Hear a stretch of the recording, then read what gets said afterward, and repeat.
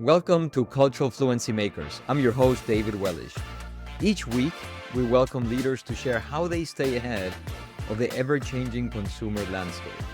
With today's cultural transformation, top brands need to understand diverse consumer segments from Gen Z, Hispanic, and LGBTQ+ to gamers, wine enthusiasts, and basketball fanatics in Iowa.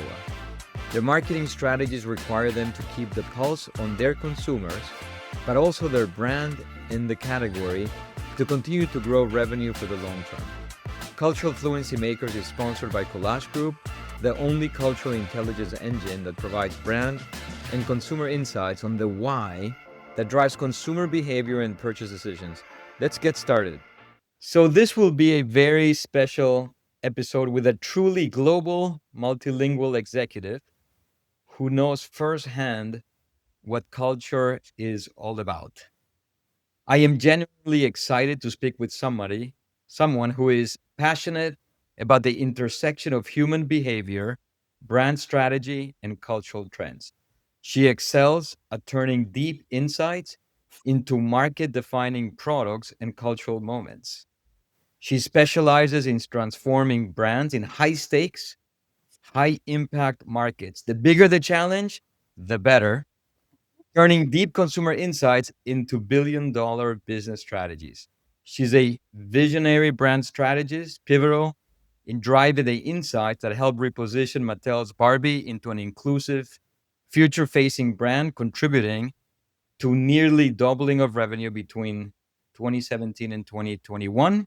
And she was instrumental in uncovering the insights behind Unilever's game-changing Dove campaign for Real Beauty, which doubled global sales and redefined beauty marketing.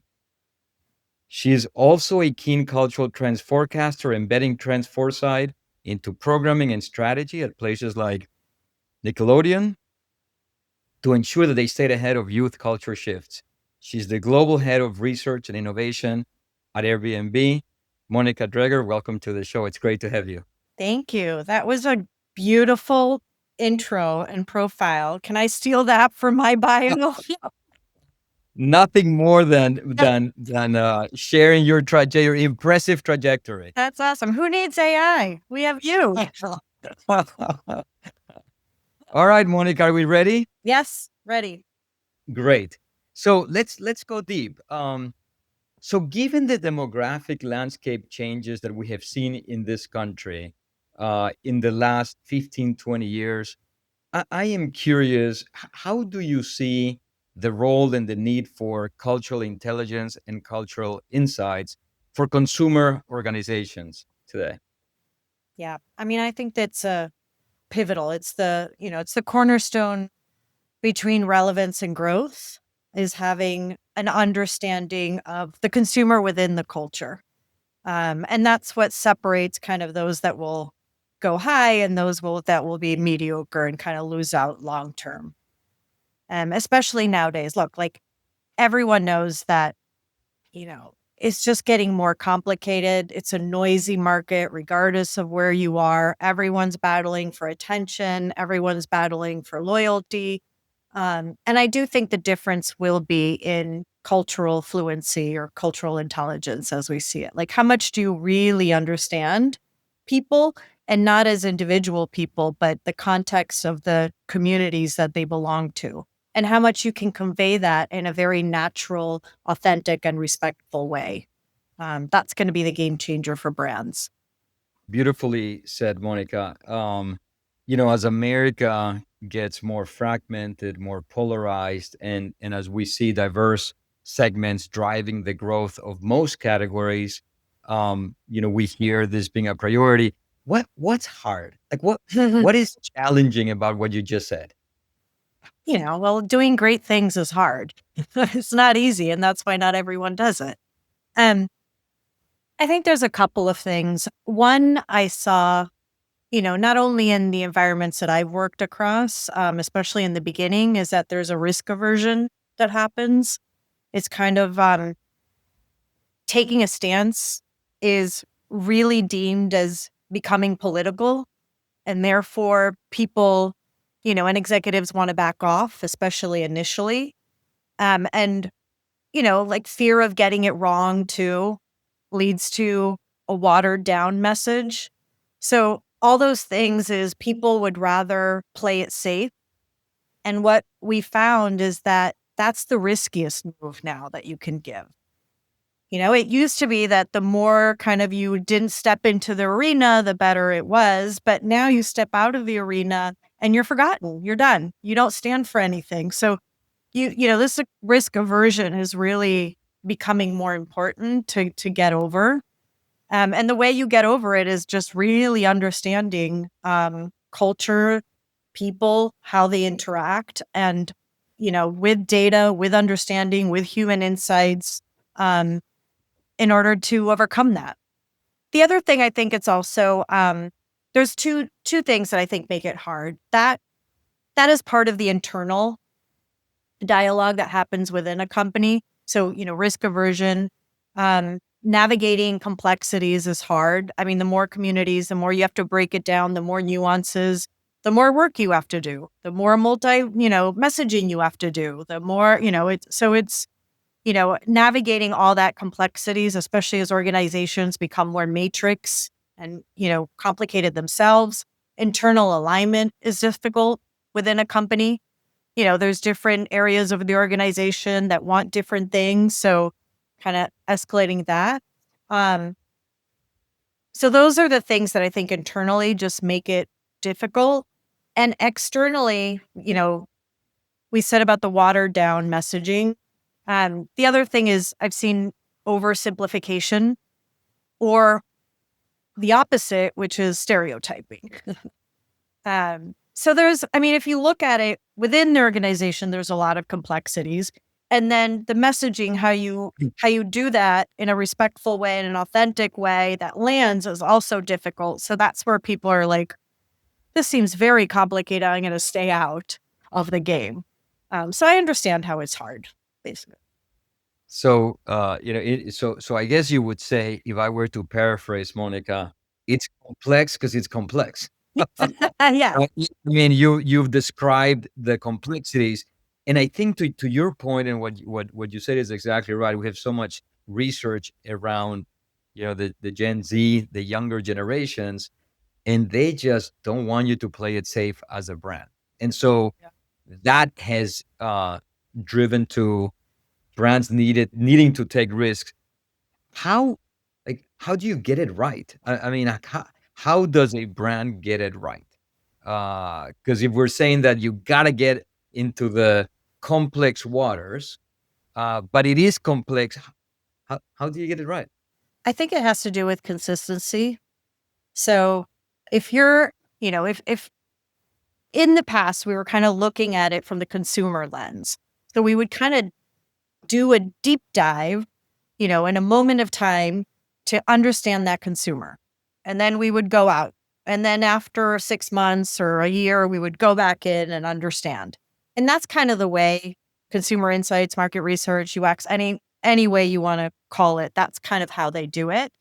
And I think now, because of all this nuance that you talked about and complexity, we can't do that going in, going out approach.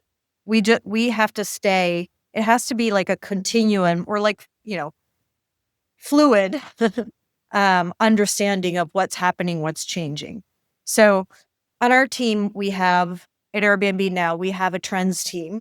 And I've told them your number one stakeholder is the rest of the research organization. It's not so much the stakeholders, it's not, third party, it's not everything, but it's because we have to continuously understand who our consumer is, what are those communities, what are they feeling, what are the nuances, what's the cultural shifts that are continuously changing, because you can't get that in a moment of time.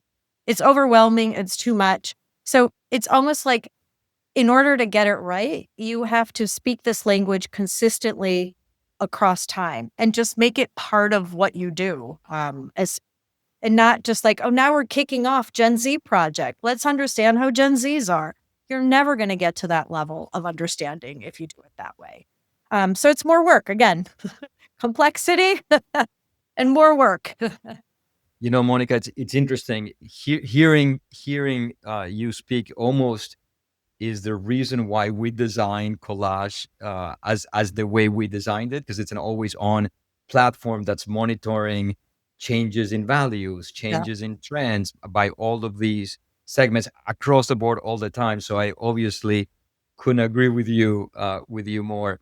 Let's talk about cultural relevance.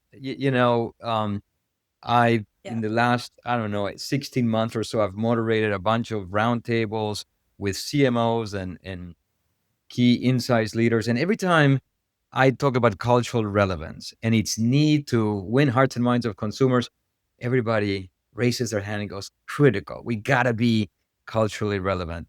My question, Monica, to you is what is it? What is it to be? How do you define it? What is it to be culturally relevant? In collage's terms, culturally fluent, and how do you become it in the marketplace? The way I interpret it and the way I kind of look at it is it means understanding how your consumers, values, language, habits, daily lives, how all those things are shaped by the communities they belong to, and making sure that your brand fits um, into that context naturally and respectfully again. I mean, I keep going back to the naturally and respectfully because I think those are the things that, again, they separate a brand that is inauthentically trying to do it versus a brand that's trying to do it authentically. And that's where you build the relevance. And you talked about Gen Z before; they can sniff out a non-relevant brand in a heartbeat. They have it like tuned into their brain where they can filter out if someone is Yeah. just being inauthentic or not. So the relevance to me has to do with that sincere understanding and of this the synergy between community and individual. So insights continues to be at the center. Got to understand consumers, got to understand shifts. I hope Uh, so. and but how do you become it? Like, or what are the metrics? How do you know that you're there? How do you know that you're being culturally relevant? um, that's the $1,000,000 question. I think you know it. So I've in my career, the way it's the way it's been how you know it is you hit on this like cultural reckoning, which is bigger than an aha moment. It's this understanding that you've tapped on a human insight Yeah. that describes both very nuanced communities and micro communities, but also speaks to a larger human emotion that other people can understand or want to understand. That is the fundamental difference, I think. So it's tapping into it, it really is tapping into something significant from which you can develop products, messaging, advertise. It's just an umbrella because you've identified something big. And it's interesting because when we see advertising that hits on those things, we all know it. And we go, wow, they nailed it. Yeah. And I think, an aha moment is when you read, see, hear something that counterintuitively makes sense. Like, it's the same way that, like, stand-up comedians, like, get to us so much because they're not reinventing something. They're just showing it in a way that, like, is very obvious to us when presented. And that's how kind of, like, if you know you've got it, like, that's how you know you've got it. It just makes sense once you hear it. It's not something that's, like, revolutionary in terms of, like, a new emotion, a new this. It just, like, it makes sense when you hear it.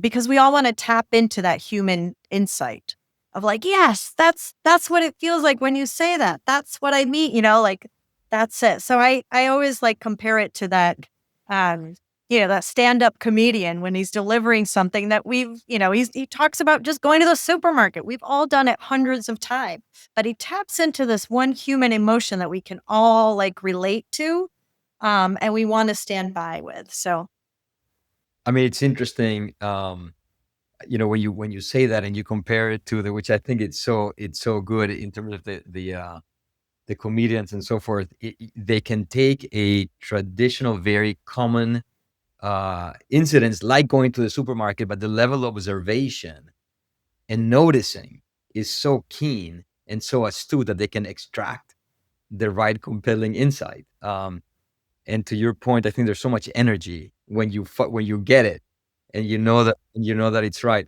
I mean, Monica, you've had such a great trajectory working on, such great brands. And so, can you share an example, maybe from either from currently Airbnb or Barbie or Dove, or about uncovering a truly transformational brand insight? Like, what was key in moving from data to insight, and then how was that translated to strategy and business? Yeah. I mean, I do think that I was very lucky to be in the rooms where true insights were not only gathered, understood, executed, and, it became kind of a cultural um, revolution. So the first one, I keep going back to this as my go-to example because I think it is, it's the textbook example for Dove, right? Where there was a study done. I might get the details wrong, but it was like 10 different countries. It was like 3,000 consumers, women. And it was very much, it wasn't a product study. It wasn't really, it didn't, from what I remember, it didn't really have to do a lot with what do you think about Dove? What do you think about soap? What do you think about, like the more conventional? But it had to do with beauty and beauty standards because before that, the whole industry was related to beauty, like soap, was in the beauty industry. So they were trying to understand what that means for people. And Dove partnered with, Unilever partnered with Edelman at the time. I was the most junior on the team, but I was in the room. And, there was this one insight that said only 2% of women consider themselves beautiful. 2% of women consider themselves beautiful. And that was such a cultural reckoning at the time, reading it. And it still brings like a chill to me every time, we go through that stat. And it goes back to that aha moment where you're like, you just can't surpass it. You have to do something about it. Like this is bigger than anything at the time on beauty. Like, how are you supposed to talk about beauty when only 2% of people consider themselves beautiful? So I think that the beauty of it was obviously like, not only did this study happen, but the execs understood the relevance and the importance of it and acted upon it in a way that they didn't just talk the talk, but kind of walk the walk. So they listened at scale, which was this huge study. They were asking human questions and not just product related things. They let uncomfortable truths drive the strategy because this is like, if you're a beauty brand and then you find out only 2% of women think of themselves beautiful, like it's not the most positive thing to start with. But they did that and then they executed on it and took it one step further. They just didn't do a campaign of like, hey, become more beautiful, which was, I think, what another company would have done. Even if they'd taken that, they would have spun it to like, here, this, Dove will now make you more beautiful. But there was added research on that of like, why is that? Why is only 2% of the women feel like they're not beauty? And they realized it correlated to beauty standards. Is most women, they compare themselves to, the models, the actresses that are out there, the images that they have out in the world.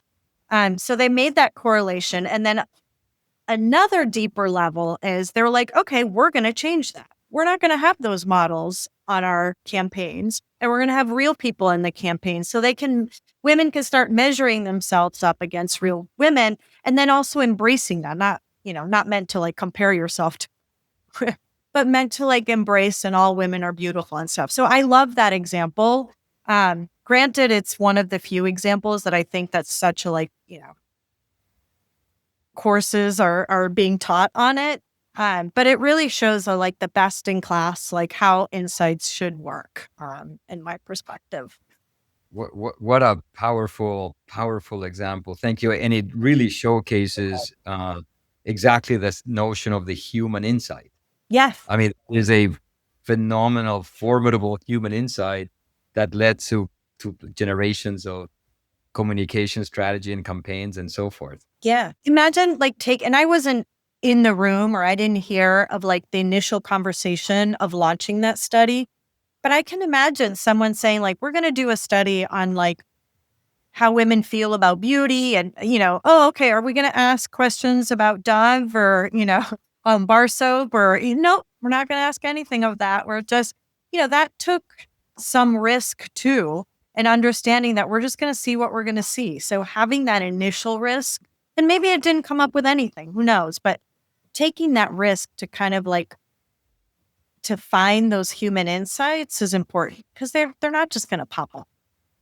Yeah, it's interesting the way at Collage, the way we think about it is the insights are framed from first consumer, which is exactly this, then category, and then brand. In that order, it begins with what's happening with consumers, then how are they behaving in a category, and then brand specific insights. Um, Monica, you specialize, and you mentioned this in building and leading unconventional research teams that blend diverse experts like neuroscientists, anthropologists, economists. And when faced with high stakes challenge, such a whether it's revitalizing a legacy brand or navigating a major disruption, how do you unify? How do you create a unified framework that allows these different disciplines, all the ones that touch insights, to sort of to integrate in a way that generates a unified strategy? Yeah. Um, so I've been doing this now for a couple of companies as bringing this diverse team together and diverse skill sets. And I do believe that it is a superpower, that it has created this magic that just can't happen any other way. Basically, it gives dimensional clarity to everything we do. The more the consumer landscape is becoming more complex, the more, consumer behaviors are becoming more intricate, they're becoming more unpredictable, the more we need more than one lens to able to answer the whys behind it. So in early on, I did this experiment, not at Airbnb, but I did this experiment where I had, one project and I had, an anthropologist go out with very little guidance, but like go out and do it. And then I had, your more research background person do it. And then I had a trends person go do it, so I had we didn't have a neuroscientist at the time, but we had, and then there was an economist kind of do it. And I had them do the same project and then come back because I really wanted to see like, would people get to the same kind of conclusion?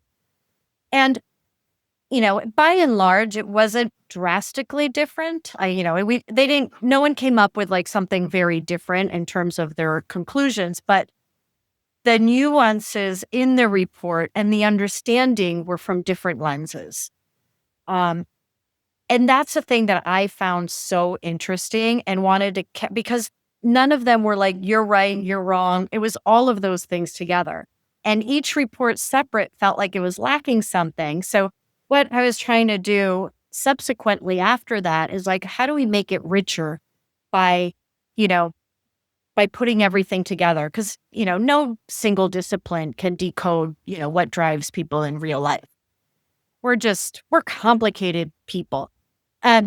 So that's why I, took the initiative and of making sure that I have diverse skill sets across the teams. So, and you're right that can cause more time or more chaos. Like if not done right, it can just make things like a longer time or more complicated. So there are certain ways that we work so that it works really well. Because what we don't want is we don't want like the experiment I did to have like 4 different answers for stuff, right? We want like a 4D version of the same truth and not four different truths.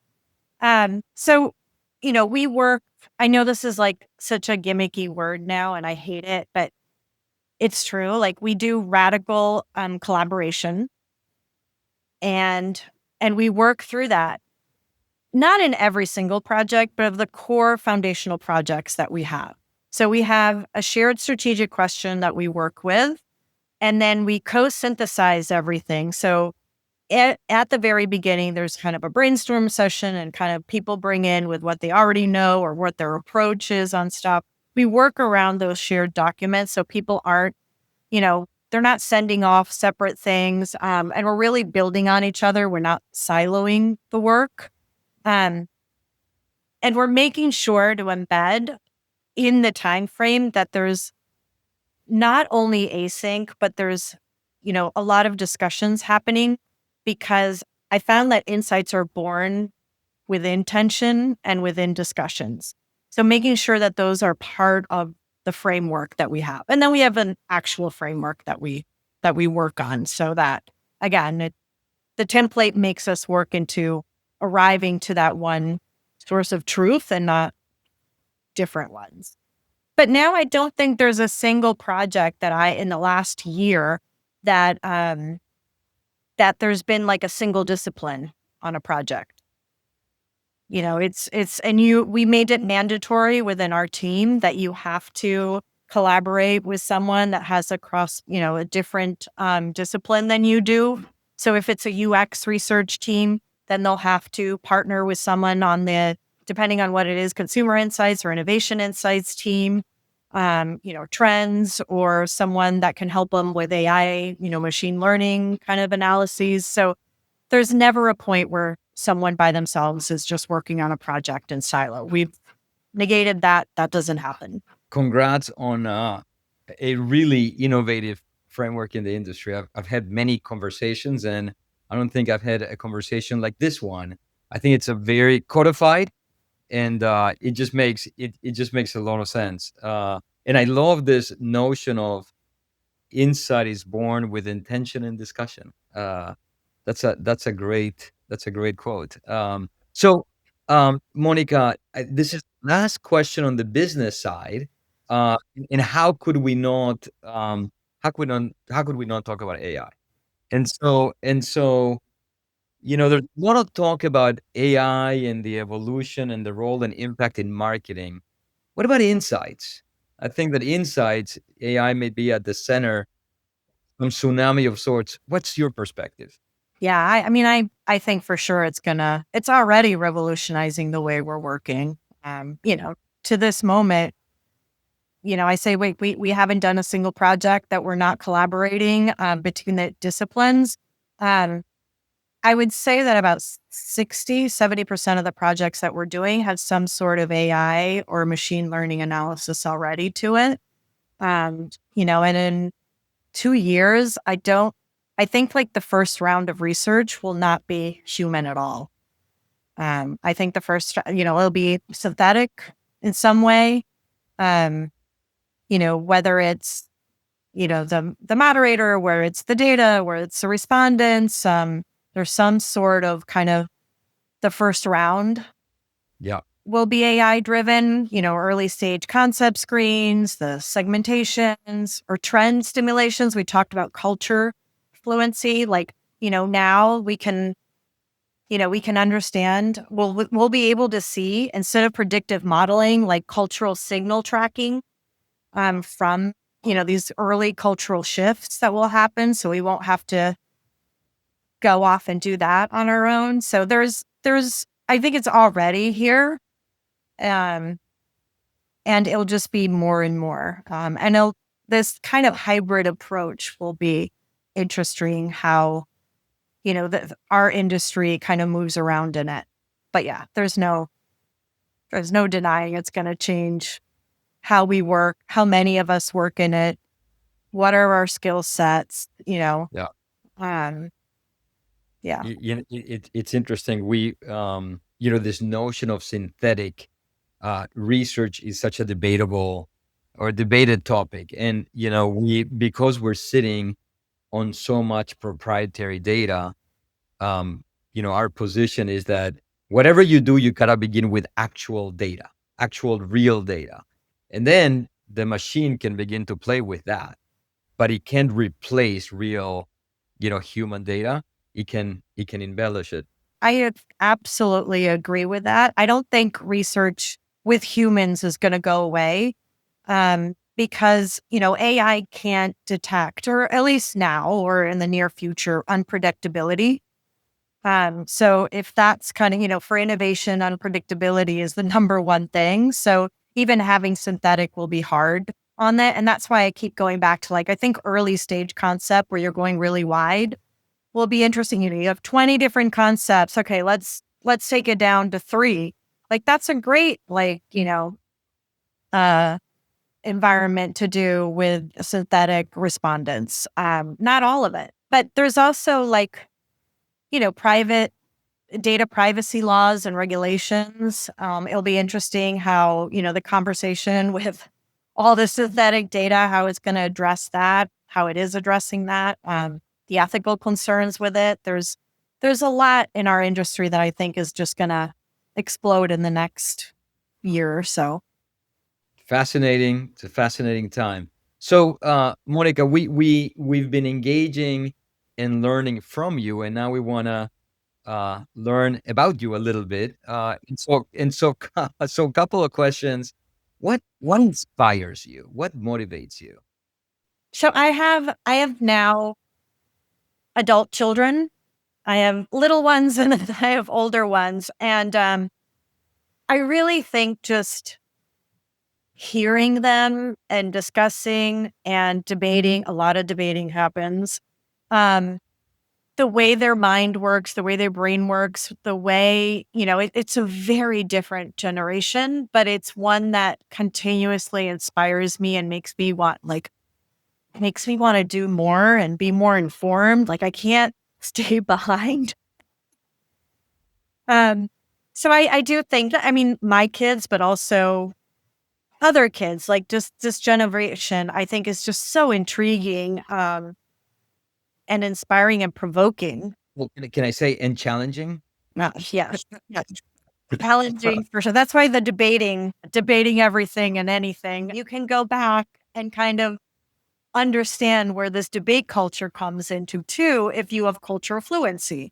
And if you were only going to do a snapshot you wouldn't be able to understand that, like, it comes with, like, that TikTok environment and, like, having comebacks that are really snappy and snazzy and, all that. That's great. And I think this is back to, and by the way, you're in exactly the right field, not to be left behind in knowing what the generation is thinking about. But I think this question is for our younger audiences. If you could travel back in time and give your 20-year-old self advice, what would that be? A couple things. So if it would be for myself, it'd be a little different, but I do talk to, college classes and a lot on kind of market research or understanding research insights and stuff. And one of the things that I talk about is building your own brand, and making sure that that becomes your first kind of priority, is building your own brand and understanding what that means. And not just for, like, exposure self or marketing self, but it helps you understand kind of where you want to go, what you want to do. So I think that would still be my number one advice, is just, what is your personal brand? What do you stand for? What keeps you excited? What keeps you going? Um, and not leaving that behind. I mean, yet for my 20-year-old self, I would say, like, don't rush. It'll all happen. Don't worry. Uh, I don't know why I had, like, at 20 that I rushed so much to, like, I'm going to work and get my, my MBA at the same time. And now I'm like, why? D- What did it do? Like, 1 or 2 years, like, quicker in the workforce? Like, That's great. I hear that so much. That don't rush, uh, less anxiety, go slower, be courageous. These are great. And then to the last questions. What do you do for fun? What do you do for fun outside of work? well, lately my fun has been, we're renovating a house. So every free time that we have is going towards some part of the renovation and house. So I've even forgotten, other than that, what fun is.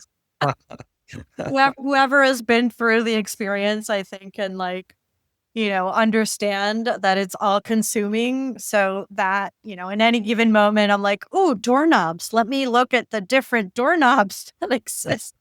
Door hinges. That's another one, like all these things that I've never thought about." So it's been all consuming. But the the other thing that I do a lot is I am hearing impaired, which means that I rely on hearing aids and legally deaf. So part of what, and this goes back to what your inspiration is, and also what I do in my free time is trying to kind of use my voice as an advocate as much as I can to get people to go and get hearing screenings so they can see, and get to the doctor, the audiologist, as soon as possible. And because the earlier you get, the better it is, and your brain works better, can, can use the hearing aids better when you're older, than if you get a hearing aid at 70 years old. So that advocacy is something that I'm really interested and passionate about. Reading up on it and all that. Which is important. And I know I've seen some of your posts on the subject, and so I appreciate you sharing it. Monica, we're at the end of the show. I just wanna say thank you. You have such a great set of experiences, professional trajectory. Really appreciate you making the time to sharing it with me and with our audience. And so really appreciate it. Oh, thank you. It was great chatting. I love the work that you do. And keep the cultural fluency alive. We need it. Well, thanks again. And this has been another exciting episode of Cultural Fluency Makers. See you next time. That's a wrap on another episode of Cultural Fluency Makers. Thank you for joining us. Please share your comments and what you would like to hear more about. Be as specific as possible. For show notes and more, please visit culturalfluencymakers.com. This show is proudly sponsored by Collage Group, unleashing the power of cultural intelligence to fuel brand growth. Please follow Collage Group on LinkedIn, and we will see you next week.